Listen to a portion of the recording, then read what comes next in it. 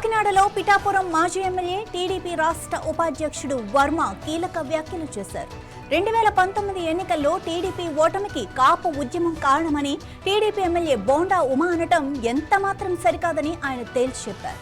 ఇలాంటి వ్యక్తిగత అభిప్రాయాలను పార్టీకి అంటగట్టద్దని వర్మ హితో పలికారు. వైఎస్ రాజశేఖర రెడ్డి కాపులకు రిజర్వేషన్ ఇస్తామని 2 సార్లు మోసం చేశారని వర్మ గుర్తు చేశారు. కాపులను బీసీలో చేరుస్తామని చంద్రబాబు నాయుడు 2014 ఎన్నికలకు ముందు పిఠాపురంలో ఇచ్చిన హామీకి కట్టుబడి కమిటీని కూడా ఏర్పాటు చేశారని వర్మ వివరించారు. టీడీపీ ప్రభుత్వం కాపులకు కార్పొరేషన్ ద్వారా 3100 కోట్ల రూపాయలకు పైగా నిధులు ఖర్చు చేసిందని, 5% రిజర్వేషన్లు కూడా కల్పించిందని ఆయన చెప్పారు. 4500 మంది కాపు విద్యార్థులు విదేశీ విద్య చదవడానికి చంద్రబాబు అవకాశం కల్పించారన్నారు. వర్మ వ్యాఖ్యలపై బోండా ఉమా ఎలా స్పందిస్తారన్నది ఇప్పుడు ఆసక్తికరంగా మారింది. అది ఆయన యొక్క వ్యక్తిగత అభిప్రాయం. నేను చెప్పింది ఏంటంటే, ఈవేళ నిజంగా నిస్వార్థంగా ఇచ్చిన మాట ప్రకారం కాపుల కోసం పనిచేసిన వ్యక్తి చంద్రబాబు నాయుడు గారు. కాపు రిజర్వేషన్లు అవనండి, ఈడబ్ల్యూఎస్లోంచి కాపు కార్పొరేషన్ అవనండి, విదేశీ విద్య అవనండి, స్వయం ఉపాధి అవనండి, కాపు భవనాల నిర్మాణం అవనండి, ఇన్ని ఉన్నాయి. ఒకటి మీరు చెప్పుకోగలరా జగన్మోహన్ రెడ్డి గారు? లేదు.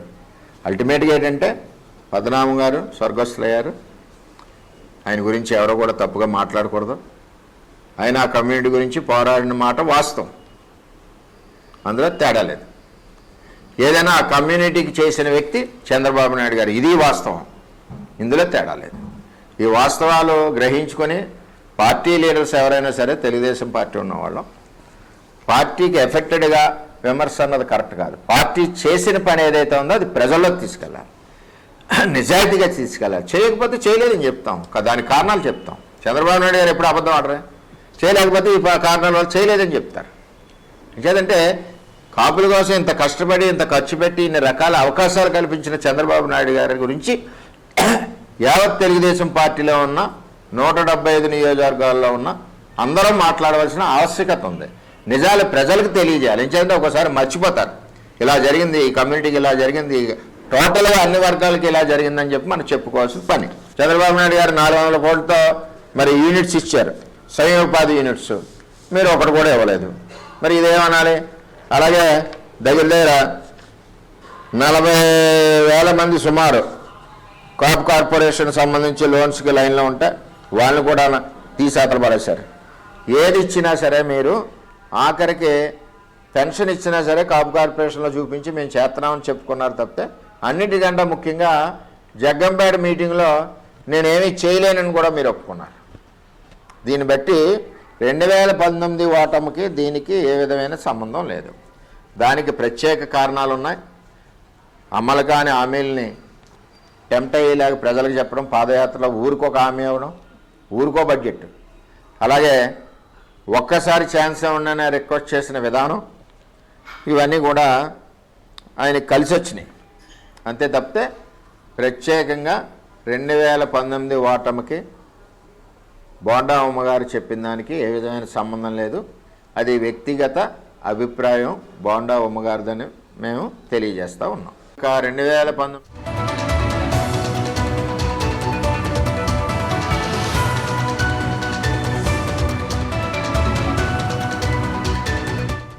కాకినాడలో పిఠాపురం మాజీ ఎమ్మెల్యే టీడీపీ రాష్ట్ర ఉపాధ్యక్షుడు వర్మ కీలక వ్యాఖ్యలు చేశారు. 2019 ఎన్నికల్లో టీడీపీ ఓటమికి కాపు ఉద్యమం కారణమని టీడీపీ ఎమ్మెల్యే బోండా ఉమా అనటం ఎంత మాత్రం సరికాదని ఆయన తేల్చి చెప్పారు. ఇలాంటి వ్యక్తిగత అభిప్రాయాలను పార్టీకి అంటగట్టద్దని వర్మ హితో పలికారు. వైఎస్ రాజశేఖర రెడ్డి కాపులకు రిజర్వేషన్ ఇస్తామని 2 సార్లు మోసం చేశారని వర్మ గుర్తు చేశారు. ఇక కాపులను బీసీల్లో చేరుస్తామని చంద్రబాబు నాయుడు 2014 ఎన్నికలకు ముందు పిఠాపురంలో ఇచ్చిన హామీకి కట్టుబడి కమిటీని కూడా ఏర్పాటు చేశారని వర్మ వివరించారు. ఇక ఇదే విషయానికి సంబంధించి మరింత సమాచారం మా ప్రతినిధి కాకినాడ నుంచి వర్మ అందిస్తారు. వర్మ, మీ దగ్గర ఉన్న అప్డేట్స్ ఏంటి? Good morning Madhavi. ఏదైతే పిఠాపురం మాజీ ఎమ్మెల్యే టీడీపీ రాష్ట్ర ఉపాధ్యక్షుడు ఎస్వీఎస్ఎన్ వర్మ తాజాగా బోండా ఉమ అంబటి రాంబాబుని కలిసిన సందర్భంలో 2019 టీడీపీ ఓటమికి కాపు ఉద్యమే కారణం అంటూ కూడా అనడం సరికాదు. ఇది ఆయన వ్యక్తిగత అభిప్రాయం. పూర్తిగా కూడా దీన్ని పార్టీకి అయితే అంటకట్టద్దు అంటూ కూడా ఆయన వ్యక్తిగతంగా కామెంట్ చేసిన పరిస్థితి అయితే ఉంది. ముఖ్యంగా ఇచ్చిన మాటకి అనుగుణంగా టీడీపీ 2014లోనే దానికి సంబంధించి కమిటీని కూడా ఏర్పాటు చేసింది. కాపు రిజర్వేషన్ల పోరాటానికి ఉద్యమం చేసినటువంటి ఉద్యమ నాయకుడు ముద్రగడ పద్మనాభాన్ని కూడా దానిపై దీక్ష కూడా చేసిన సందర్భంలో ఆ దీక్షను విరమణ చేయడానికి అప్పట్లో అచ్చెన్నాయుడుతో పాటు తాను కూడా ఆ దీక్ష విరమణ సమయానికి వెళ్ళానని చెప్పి ఈ సందర్భంగా ఆయన చెప్పడం జరిగింది. 4500 మంది కాపు విద్యార్థులు విదేశీ విద్య చదవడానికి ముఖ్యంగా కాపులకి సంబంధించినంత వరకు అప్పట్లో టీడీపీ చేసినటువంటి కృషి ఫలితమే అంటూ కూడా ఆయన మరొకసారి ఈ విషయం అయితే చెప్పారు. అయితే గత ప్రభుత్వమే వైసీపీకి సంబంధించినంత వరకు జగన్ 5 సంవత్సరాల పాలనలో ఎక్కడా కూడా కాపులకి ఏమీ ఖర్చు చేయలేదు, పూర్తిగా కూడా కాపుల్ని మోసం చేసినట్టు కూడా ఆయన ఆరోపణలు అయితే చేసిన పరిస్థితులు ఉన్నాయి. అయితే రాష్ట్ర వ్యాప్తంగా ఏదైతే కాపు భవనాలు ఏమున్నాయో వాటిని అన్నింటినీ కూడా నిర్మాణాలు చేపట్టలేదు, పూర్తిగా ఆపేసిన పరిస్థితి ఉంది.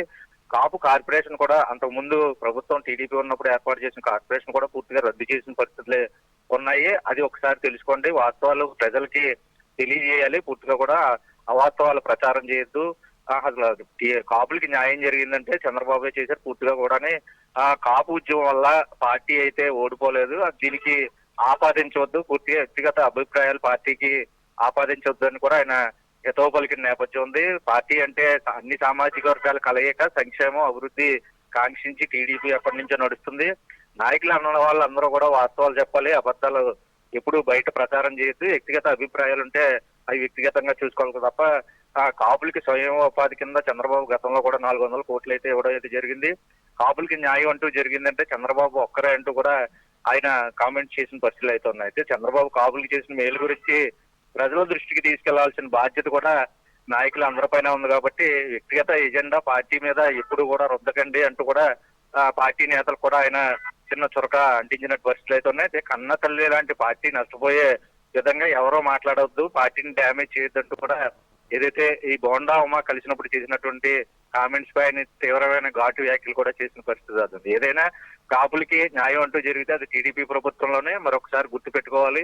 గతంలో హామీ ఇచ్చి కాపులకి రిజర్వేషన్ కూడా ఇవ్వడం అని స్వయంగా జగన్ కూడా ప్రకటించిన నేపథ్యంలో మీరు చేసిన పొరపాట్లు మీకు గుర్తు లేకపోయినా ప్రజలందరూ కూడా చూస్తున్నారంటూ కూడా ఆయన అటు జగన్ కూడా హాట్ కామెంట్స్ ఇసిరినటువంటి పరిస్థితి అయితే ఉంది మాది.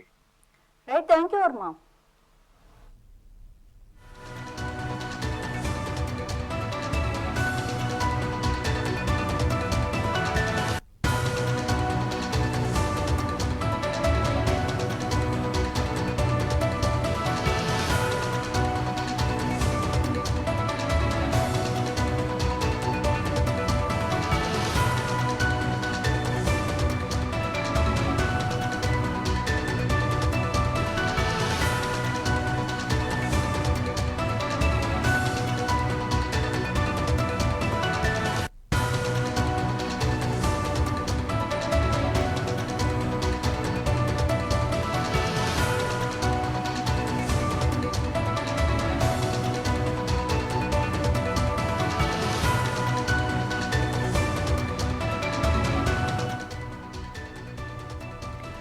కాపులను ఉద్దేశించి బోండా ఉమా చేసిన వ్యాఖ్యలను ఉద్దేశిస్తూ వర్మ చేసిన వ్యాఖ్యల గురించి మరింత సమాచారం మా విజయవాడ ప్రతినిధి కృష్ణ అందిస్తారు. కృష్ణ, మీ దగ్గర ఉన్న అప్డేట్స్ ఏంటి?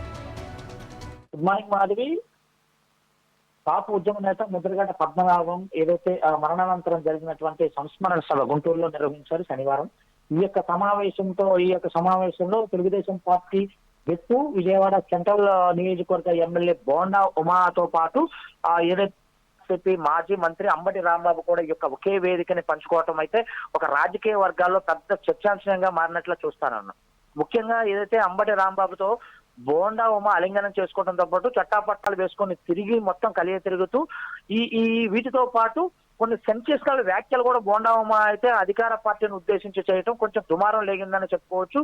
ప్రధానంగా ఏదైతే మాజీ మంత్రి ముద్రగడ పద్మనాభం సంస్మరణ దినోత్సవంలో 2019లో తెలుగుదేశం పార్టీ ఓటమికి ప్రధాన కారణం ముద్రగడ పద్మనాభం చేసినటువంటి ఉద్యమమే, కాపు ఉద్యమే అని చెప్పేసి కూడా ఈ యొక్క సభలో బోండామో వ్యాఖ్యానించడం చూసుకుంటే ప్రభుత్వాన్ని కొన్ని ఇరుకున పెట్టే వ్యాఖ్యలాగా అయితే అనిపిస్తున్నట్లు రాజకీయ వర్గాల్లో అయితే పెద్ద ఎత్తున చర్చ అయితే నడుస్తుంది.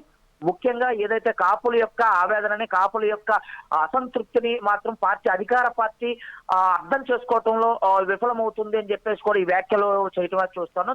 ఈ నేపథ్యంలోనే తెలుగుదేశం పార్టీ అధినాయకుల నుంచి కూడా ముఖ్యమంత్రి చంద్రబాబు నాయుడుతో పాటు పార్టీ అధ్యక్షుడు పల్లా శ్రీనివాస్ కూడా ఒకంత సీరియస్ అయినట్లయితే మనకు అందుతున్న సమాచారం.